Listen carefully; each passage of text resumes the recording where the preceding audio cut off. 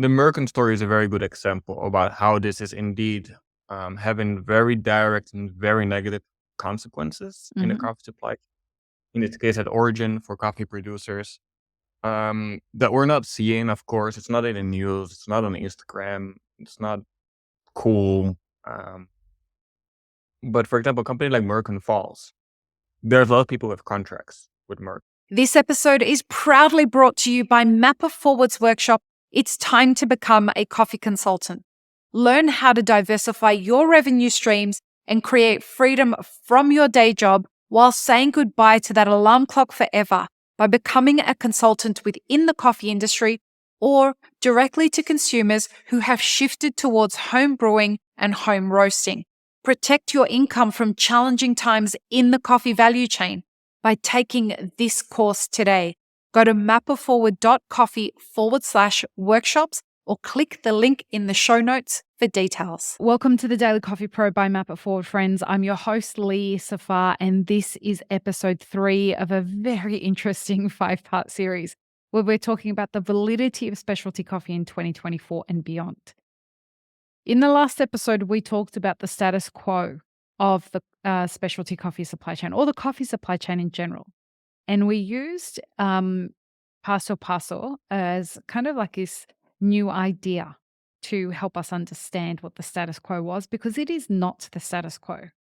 Now, what we want to explore in this conversation is challenging the status quo. I have a lot of problems with where the status quo has led us to as an industry. And it actually angers me significantly where the status quo has led us, because we have been kicking the can down the road for so many decades now. And it has been quite dysfunctional. And it has now led us to a point where we don't have very many ways out anymore. And what Paso Paso is doing is not saying necessarily that it's going to be profitable, but it's going to be offering an alternative to producers who are currently being faced with roasters showing up and green buyers showing up saying to them, we need you to drop your prices because inflation is hitting us really hard. And it's like, what the fuck, man? Inflation's hitting you and it's hitting your suppliers, but you expect that it's not hitting me as a producer? And I'm the person who's supposed to absorb the shock from all of this. And this is the status quo. This has been the status quo for decades. The producer's the person who seems to be eating the majority of the shock from everything that goes wrong in the supply chain. And it just doesn't seem fair. So where I want to start this discussion is, Bram, when you come up with a model that is challenging the status quo, are you aware of what the status quo margins are across the supply chain, the profit margins, net profit margins? I have an idea. Yes, I wouldn't be able to quote them to you exactly, but I can make an idea in my head. But you can tell me. Why don't I ask you, and you can tell me what do you think the status quo that a cafe is making net profit? Probably I would say 3 to 4%, maybe. Correct. What about a roaster? Should be 8 to 10%. Correct. What about a producer? 0. Nobody knows. So should be from the producers, 15. right? From the producers that I have met that know what their cost of production is, and they have seen their net profit. Sorry, they have seen their profit and loss statement. They quote me about 3%. So what's becoming really apparent here, and when I speak to green buyers and traders, they're talking somewhere around 8% as well. So what's really actually, sorry? I think on the traded part, that's the desired profit. I think in the last couple of years, most traders would have seen a loss. You're right. That. There's a target, of course, but it could be. But that should be it. But I think in the recent years, traders have suffered a lot as well. And what we're starting to see, and what we have been kind of yelling from the rooftops on this podcast for years, status quo in the coffee supply chain and the coffee value chain is broken. And we continue to see more and more and more and more saturation, and people wanting to shift to the tippy top of the spearhead of the coffee industry and saying, I'm just going to do hyper specialty. I'm going to do specialty. That's not where the money is, folks. That's not even where the volume is. Yeah.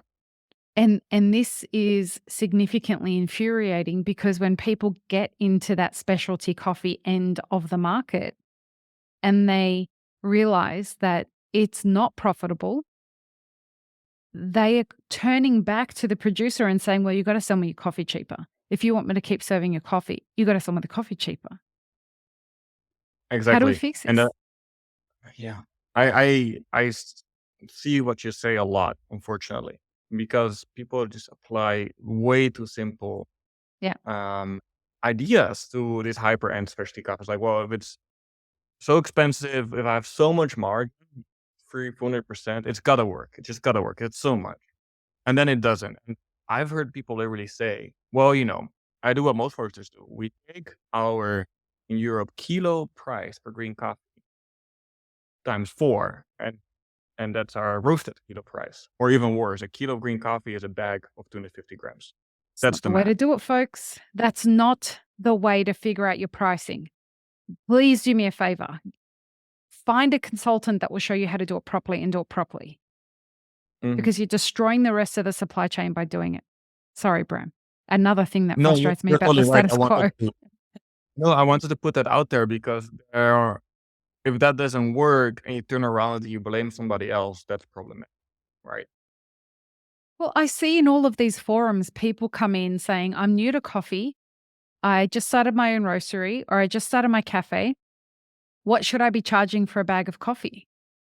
And the correct response to that is, question 1, how much does it cost you to create the product? What's your cost of goods sold?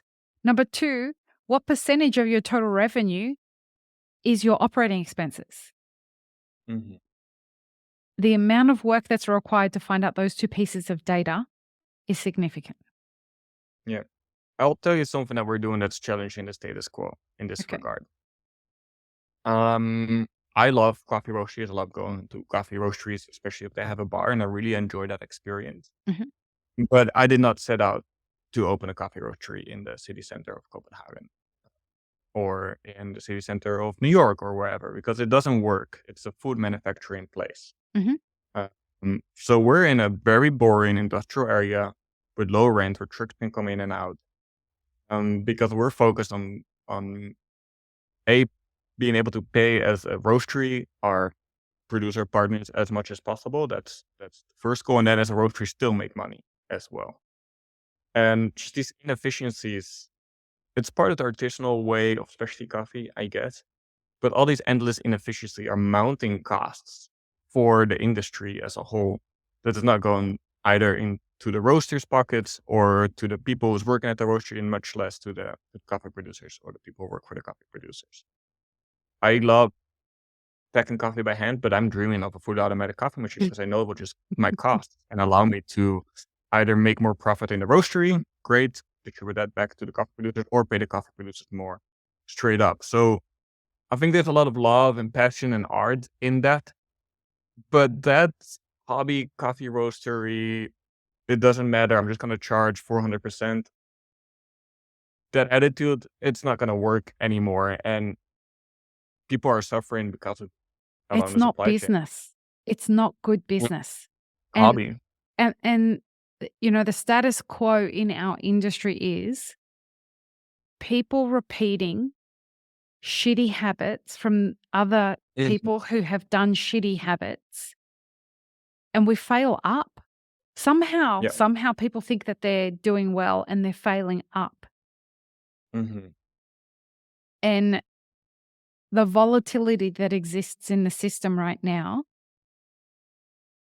is the fear that I have is that the road that we've been kicking this can down is the end is here. And the volatility is going to really create the environment that is going to put a lot of people out of business across the entire supply chain. We start, and people who think that they have companies that are too big to fail, I just want to Mhm. point out Mercon, Totally. right? Like a lot of companies took cheap money, built these extravagant businesses. They borrowed a lot of money over the past 4 years or even 10 years. Money was very cheap and they have been surviving on fumes. And the status quo in our industry is if you have one cafe and it's not doing well, open a second cafe because Mhm. that will make you more profitable. It doesn't work like that, folks. If your Yeah. cafe isn't doing well, you have to learn how to go and sell the product that you're selling. Yeah, and I think with the Mercon story is a very good example about how this is indeed having very direct and very negative consequences in the coffee supply. In this case, at origin for coffee producers, that we're not seeing. Of course, it's not in the news. It's not on Instagram. It's not cool. Um, but for example, a company like Mercon Falls, there's a lot of people with contracts with Mercon. There's Remind people of what happened with Mercon. Go ahead. Right. So Mercon was a big coffee trader who who went bankrupt, basically. Most of all, as far as my knowledge, because of interest rates, rising Mhm, interest rates. I'm not sure if it was also with speculation or not, but interest was definitely a big part of it. mhm, Um, Selling coffee into the future, thinking about they could buy with borrowed money that was going to cost them X, and it ended up costing them Y, and making a lot of losses mhm. on those trades that were made for future deliveries. I'm not an expert on the on the case. What happened afterwards, I got firsthand stories from my partners and my friends in Nicaragua. The coffee producer would have made a sell to Mercon, which is a very stable, very reputable company to sell coffee to. And let's say they sold to Mercon at, I don't know, let's say 240 per pound for a bag of parchment coffee, and you're investing in your farm based on that. Maybe even getting a advance payment on that coffee from Mercon. And then Mercon doesn't exist anymore. You're in big trouble because A, you transfer the title of your land as collateral for that loan to Mercon, which now has the bank. The price you sold for doesn't exist anymore. People did lose farms over this, and definitely lost a Wow. lot of that over this. Um, don't know the details. These are first-hand accounts I did here. But those are the kind of things that happen, and it's the way how the supply chain works. But if you get an advance payment on a crop, a full crop, you have to give your title or maybe even your house as collateral. And that advance payment needs to be paid back, but not anymore in coffee, just in cash, could come for your farm. And that happened. And Mercon bought a lot of coffee for high prices. And those high prices, they didn't exist anymore at the time Mercon went away, because the market had dropped a lot. So there's multiple very negative consequences there. And that's the straight up people pulling out of coffee after that, And that's the saying I'm status done. quo. I wouldn't say it's the That status came quo. from I'll the say, well, that status is quo. what's happening. It Exactly. came That is what from the status quo. It's a is consequence of the growing. status quo. We can never say it's the last one. And I mean, the size of Merkin is just incomprehensible. Right? Mm. The Well, amount of they were coffee. $250 million in debt when they filed Chapter 11. Yeah. I feel like they were buying 30 or 25 or 30% of coffee in Nicaragua. Gee. So what do you think happens to the price of coffee in Nicaragua right after as well? Wow. So if that can happen indeed to a company like Merkin, can it happen to others? Maybe. I don't know. But can it happen to us, small business owners? For sure. Well, and then this is where in the next episode we're going to talk about is coffee going away, right?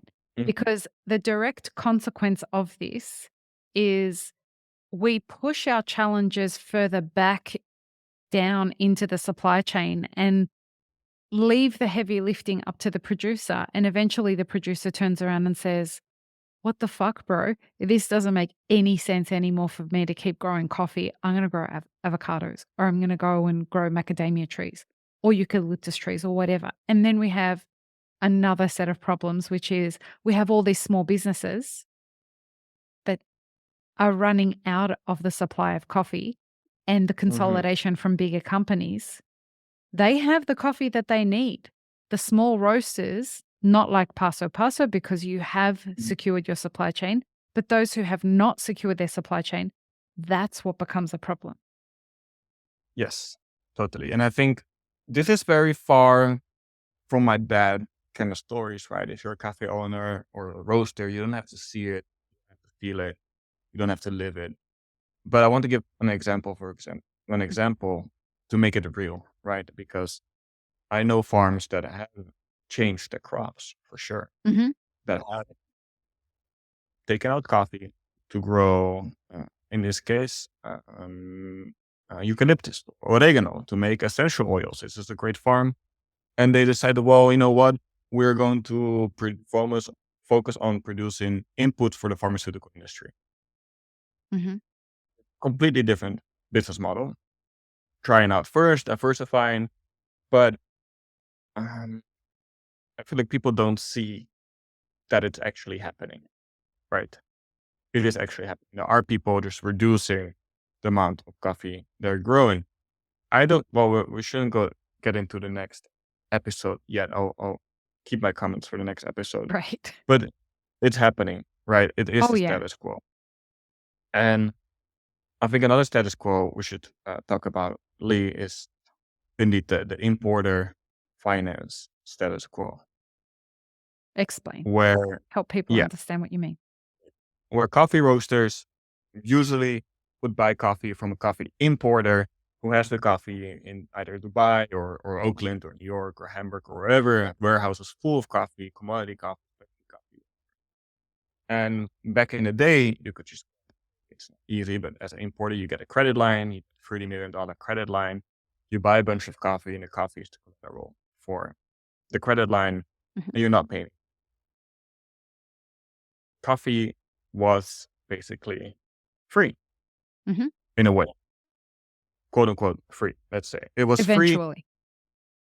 You get money, use the money to get coffee, and the coffee is backing up the loan, right? Mhm.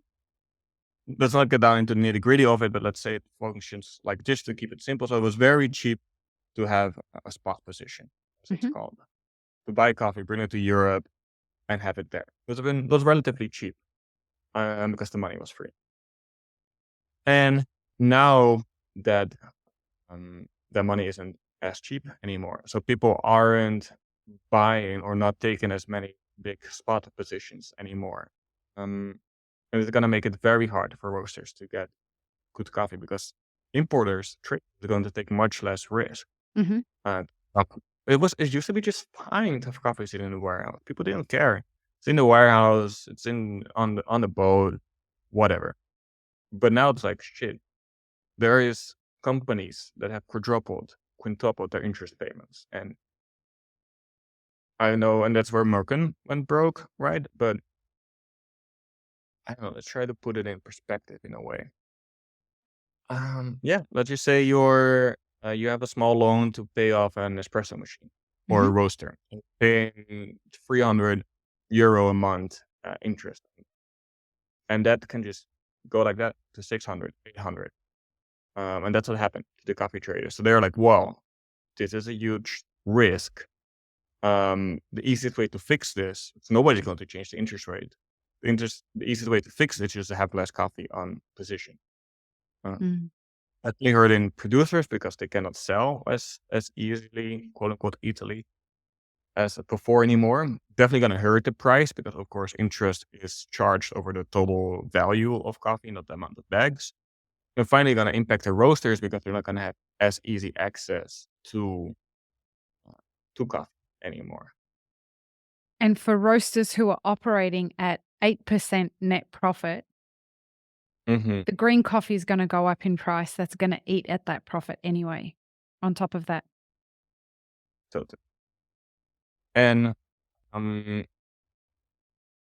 to go back about right, challenging the status quo. Folks, I This know is this is still a really inspiring series, right? yeah. Oh, dear. So this is the status quo. To challenge that, I do see a lot of new things happening. Mhm. Still subject to interest and all that, but I feel like the direct trade conversation has inspired a lot of producers and exporters to say, well, screw it, we're going there. Mm. And opening up sales offices Yep. in so many countries, for example, and trying to sell coffee more direct. But not the roaster buying more directly, the exporter producer is selling more directly. And again, I really like that because they're taking control of the situation, right? As is their right. Mm.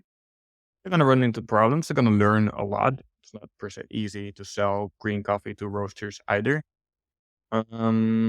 But that's definitely a change that's happening a lot, right? And another thing that is just things that are happening to combat this is consumption of specialty coffee is increasing a lot at origin. Mhm. Uh, and more producers are roasting as well for their own local communities or even for their own specialty coffee community. And this is also going to eat into the supply of specialty coffee. I wanted to buy a couple years ago a coffee I really likes from a producer. And he said, well, you know what? I'm just going to roast it myself. I've got a coffee shop here. I'm in a touristic area. Screw it. I'm going to roast it. I was like, well, shit. But you're right. I was disappointed because I really liked the coffee and I wanted to buy it. But it's his coffee in the end. He can do whatever What he he wants wants with it. with it. So I said, well, that's great. Congratulations, basically. Mm, And this is still small scale, but yeah, country and origin have grown population, growing coffee consumption, growing economic, how do you say this in English? Growing economies, Yeah, the growing basically. economies. Yeah, increasing disposable income. And yeah, we'll have to see what's going to happen to the supply of coffee. If the market here isn't paid more as the market there, then it's just easier not even to export it. Because And in I the end, we don't grow coffee in the US or Europe. No, We're dependent on and this is our next episode right here. Is coffee it. going away? Because what we mean by that isn't necessarily, is coffee evaporating? Like, is coffee going to go away? Yes, that's half of the conversation. But the other half of the conversation is supply going to be available to you in your country? So join us for that conversation in the next episode, folks. Peace, love, and peanut butter. Have an amazing rest of your day. I really hope you enjoyed this episode, friends. Please don't forget to show us some love by subscribing, liking, commenting, and most of all, sharing this podcast with your friends. Check the show notes for links, including our sponsors and our Patreon. And stay tuned for more great conversations on the Daily Coffee Pro by Map It Forward.